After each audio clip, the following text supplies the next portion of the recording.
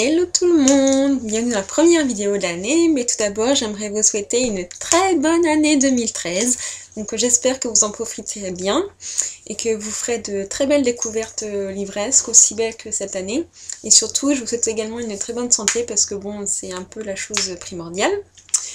Donc voilà, donc ensuite c'est la première vidéo de l'année, donc je vous avais dit que j'allais faire un top et flop de l'année 2012.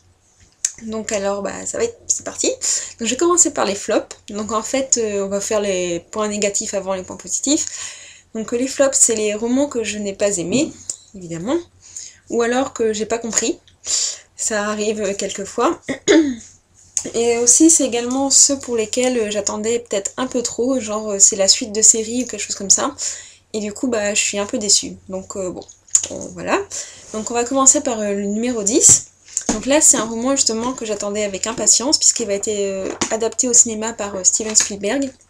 Et en fait je m'attendais à quelque chose d'un peu plus punchy, plus d'action, etc. Et en fait pas du tout. Enfin c'est pas que c'est pas du tout, c'est que c'est trop lent. Enfin d'habitude j'aime bien quand on suit plusieurs personnages différents sur différents pays du coup, mais là non, ça a pas, j'ai pas accroché. Donc il s'agit de Robopocalypse, donc de Daniel H. Wilson. Pourtant la couverture est vraiment très belle. Donc je sais pas ce que ça donnera en film, ça va être adapté donc par Steven Spielberg comme je vous l'ai dit, et en rôle principal je crois que ce sera Chris Hemsworth, je sais jamais comment on le prononce. Donc limite juste pour l'acteur, j'irai voir ce que ça donne. Donc voilà. Le numéro 9, donc là j'avais adoré le premier thriller de cet auteur. Donc j'en attendais également pas mal, donc du coup je suis un peu restée sur ma faim, surtout que j'ai trouvé que ça ressemblait beaucoup trop à The Lying Game. Donc du coup ça m'a un peu refroidi, enfin j'aime bien quand les gens font des trucs originaux. Donc il s'agit de Fleurs de fantôme de Michel Jaff, donc j'avais adoré Antise, et là du coup je suis un peu déçue. Donc bon, ce sera mon flop numéro 9. Ensuite, en numéro 8, j'adore l'histoire du Titanic. Et là, je me disais, bon, ça va peut-être être à peu près la même chose, mais vu des rescapés dans une chaloupe. Et en fait, c'est super lent. C'est raconté d'une manière plutôt égocentrique et narcissique. Et du coup, j'ai pas du tout accroché, et c'est vraiment dommage. Donc bon, il s'agit des accusés, enfin les accusés de Charlotte Rogan. Donc pourtant la couverture est aussi très jolie et l'histoire aurait pu être très prenante, mais ça l'a pas fait avec moi. Donc c'était pour le numéro 8. Pour le numéro 7, donc il s'agit d'une dystopie. Enfin, dystopie science-fiction, oui oui. Même si c'est un de mes genres de prédilection, des fois ça fonctionne pas. Donc en plus c'est dans la collection R. Donc il s'agit de Glitch, L'amour est une arme. Donc là je l'ai lu assez rapidement.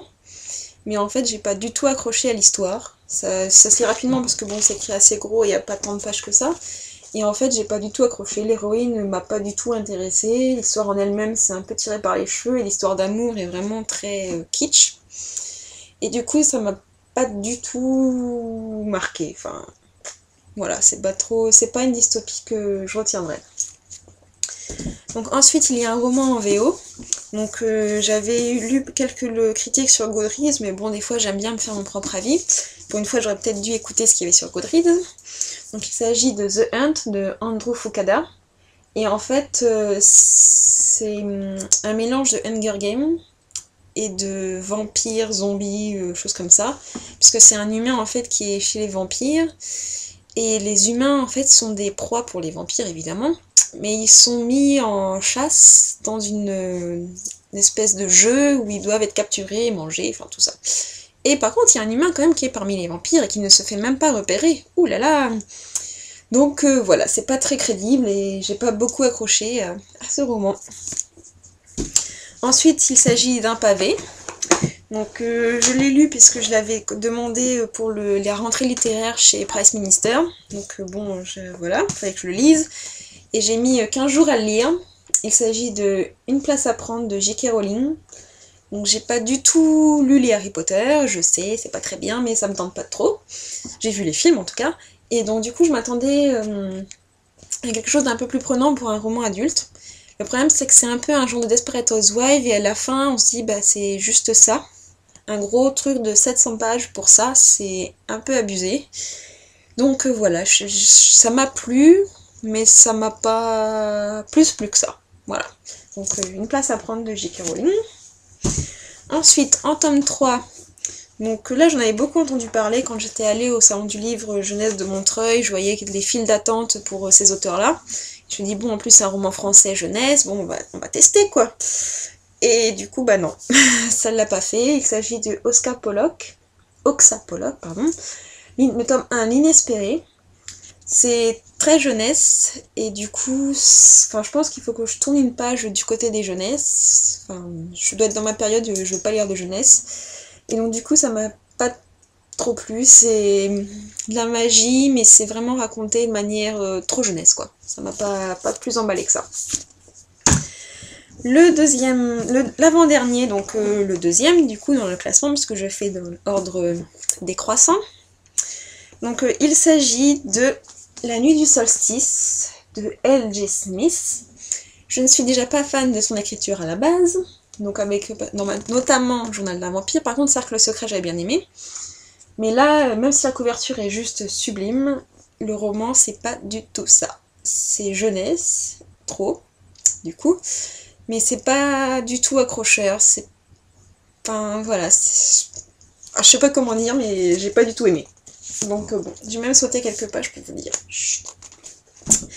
Et le dernier, donc là c'est un roman que j'ai pas compris. C'est du jeunesse aussi, et l'humour, j'ai pas du tout adhéré. Ça m'a pas du tout plu, j'ai pas aimé. Donc il s'agit de John Connolly, Les cloches de l'enfer, aux éditions L'Archipel. C'est un tome 2, donc peut-être c'est pour ça que j'ai pas lu le tome 1, mais je pense que même si j'avais lu le tome 1, j'aurais pas lu le tome 2. Parce que l'humour est pas du... Enfin, j'ai pas du tout cet humour-là, et du coup, j'ai pas du tout accroché, et c'est lourd, quoi. C'est... Voilà, j'ai réussi à le finir, mais je me demande comment. Donc, voilà. Donc, c'était mon flop de l'année 2012.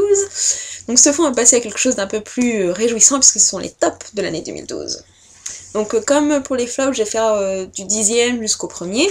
J'ai pas tous les romans, parce que, bon, les flops, je les prête pas, puisque c'est des flops et je les ai pas aimés, je les conseille pas. Mais par contre, les tops, j'en ai quelques-uns que j'ai prêtés et qui sont parvenus, mais bon, c'est pas grave. Je vous montrerai les couvertures pendant que je parle. Du coup, comme ça, vous verrez les couvertures et vous verrez de quoi je veux parler. Donc, alors, on va commencer. D'ailleurs, je les ai pas rangés. Par le tome 10. Bon, les flops, j'ai réussi à les faire le classement assez rapidement. Mais les tops, ça a été un petit peu plus dur. Puisque, bah, évidemment, c'est tous mes coups de cœur que j'ai référencés en 2012 sur le blog. Donc, sous l'onglet coups de cœur, si vous voulez voir sur le blog ceux que j'ai aimés. Et du coup, bah, y a soit des romans uniques, ou soit des suites. Donc, j'ai pas voulu faire que des romans uniques, parce que bon, il y a des suites que j'ai vraiment adorées et que je peux que vous parler. Donc du coup, bah voilà, il y a des suites et il n'y a pas de suite. Et le numéro 10, donc ce n'est pas une suite, c'est le premier tome. Je crois que je l'ai lu en 2012. Donc il s'agit d'un roman en VO, c'est The Unbecoming of Mara Dyer de Michelle Hodkin. Donc là, c'est un roman assez bizarre, je vais pas vous le cacher, mais l'écriture est vraiment superbe. L'héroïne et Noah, enfin Mara et Noah sont vraiment deux personnages marquants et très charismatiques. Et on a vraiment très envie de savoir ce qui se passe. C'est un peu du thriller psychologique fantastique. Et franchement, j'aime beaucoup. J'ai lu le tome 2 assez rapidement aussi, qui est sorti. D'ailleurs, il est là. Hop, voilà. Les couvertures sont déjà superbes, ça fait un livre-objet magnifique. Et donc du coup, je peux que vous conseiller. C'est un anglais assez, pas difficile, mais moyen. Enfin, je classe ça moyen. Ça dépend quel niveau d'anglais vous avez en fait. Toujours un peu difficile de faire les classements des niveaux d'anglais. Et du coup, bah, c'est vraiment une lecture très prenante. On se demande comment ça va se terminer. Et j'ai vraiment très hâte de lire le dernier tome. Non, enfin, la série Mara Dyer, en place numéro 10. En numéro 9, c'est une série que j'avais lue quand j'étais ado. Ouais, jeune ado, peut-être même 13 ans, 13-14. Et du coup, le dernier tome définitif, parce qu'il y avait quand même 4 tomes, à chaque fois on se disait bon bah c'est le dernier et tout, mais non, pas du tout. Donc là, c'est vraiment le dernier tome qui clôture quand il y a 5 tomes, je sais pas comment on dit, mais la série. Et j'ai pleuré, mais comme une madeleine. Donc du coup, voilà, ça a été la clôture à la fois d'une série que j'ai lue quand j'étais très jeune, et puis d'une série que j'adore. C'est encore toujours bien écrit, et on se prend toujours très facilement dans l'histoire, on s'identifie au personnage, on a grandi un peu avec elle, donc du coup c'est plus facile. Et on s'implique vraiment dans l'histoire, et du coup, bah voilà, c'est les émotions qui ressortent. Donc il s'agit de 4 filles et un djinn, pour toujours, donc c'est vraiment le dernier des derniers de la série. Et voilà, c'est encore une fois un super roman. Anne Brachard manie les émotions avec succès et ça marche. Ensuite, hop, c'est une série également que j'adore, d'une auteure française qui est vraiment super gentille et... Enfin voilà, je passe toujours au salon du livre lui faire un petit coucou parce que bon, c'est indispensable. Donc là, c'était le tome 3. Donc il s'agit de la saga Les Éveilleurs. Donc le tome 3, c'est l'Alliance.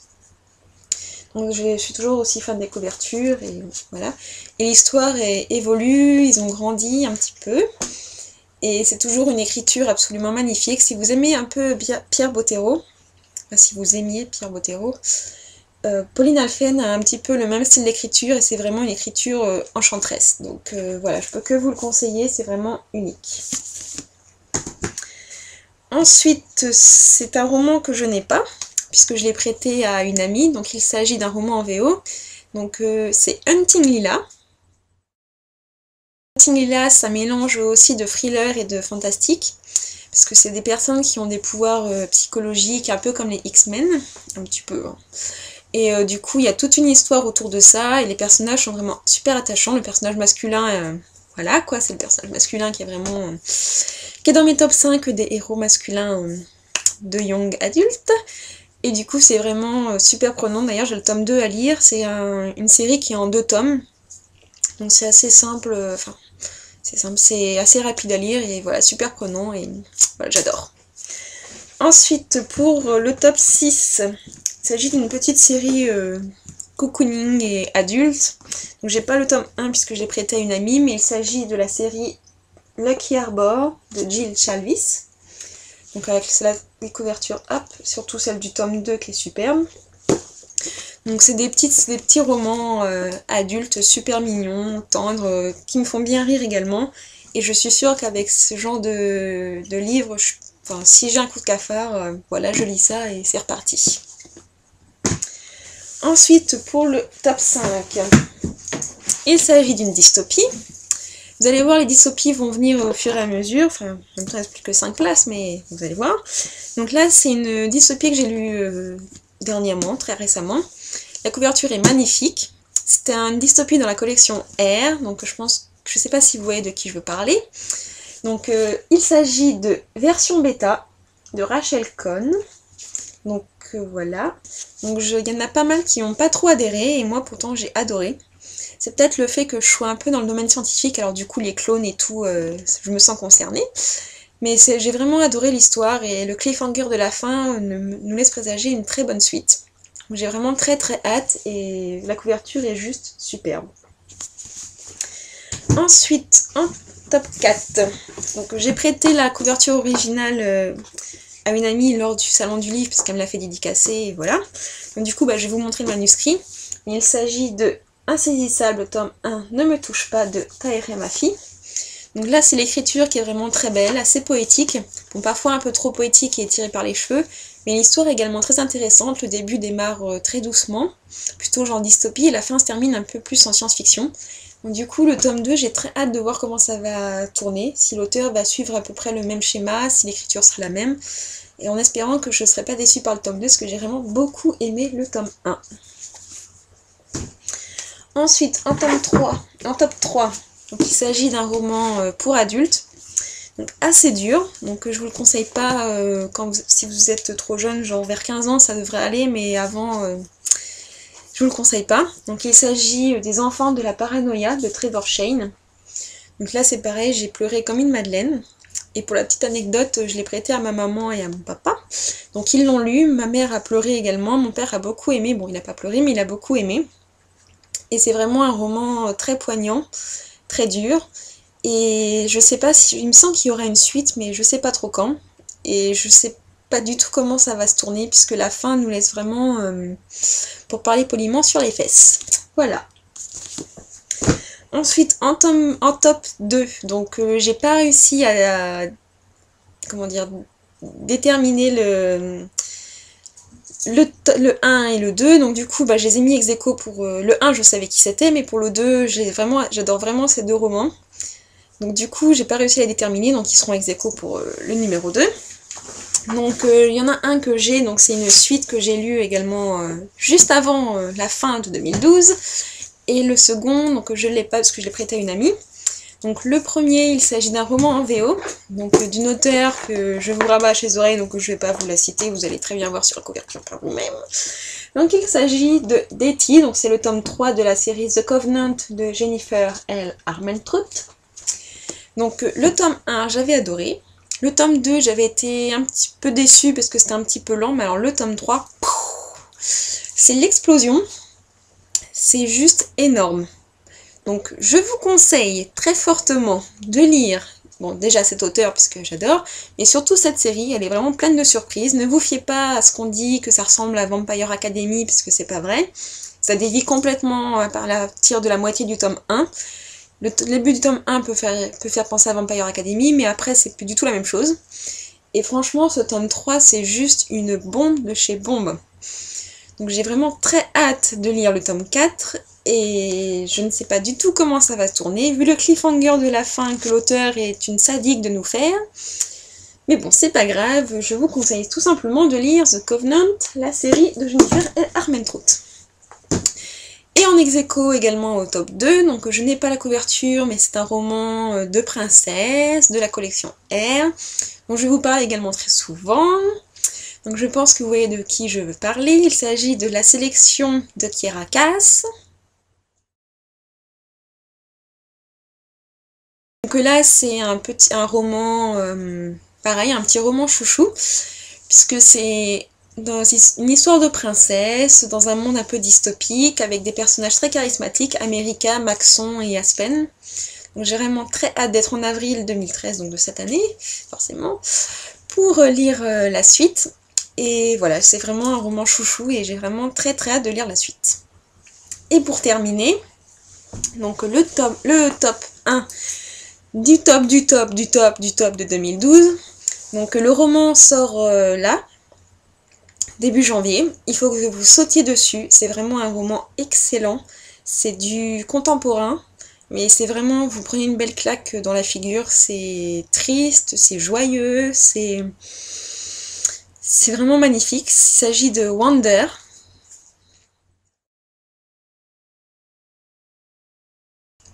Donc de R.J. Palacio. Donc c'est un petit garçon qui a une malformation faciale et qui découvre son intégration à l'école. Donc avec tout ce qu'il y a de bon et de mauvais. Et c'est vraiment magnifique. Vous allez pleurer, vous allez rire, vous allez sourire, vous allez avoir une bouffée de bonheur qui va vous arriver à la fin du livre. C'est vraiment magnifique et je peux que vous conseiller. Il porte très bien son nom. Et sautez dessus dès que vous le voyez dans la librairie. Donc voilà, c'était mon top et flop de l'année 2012. Donc au niveau des flops, bon bah voilà, c'est les flops. Au niveau des tops, j'ai vraiment fait de très belles lectures cette année. J'ai pas pu tout mettre parce que sinon ça allait durer. Je vois que ça fait déjà 18 minutes, donc bon. Mais par contre, je voudrais souligner que c'est grâce à Marie notamment, et également à toutes les copinotes de Goodreads, que j'ai commencé à un peu plus lire en VO. Donc, du coup c'est vraiment très bien. Là j'ai terminé l'année 2012 en lisant 5 livres en VO, donc c'est un record. Donc voilà, c'est vraiment... J'améliore mon anglais, je découvre vraiment de très belles histoires, que ce soit surtout en VO avec c'est Jennifer L. Armentrout.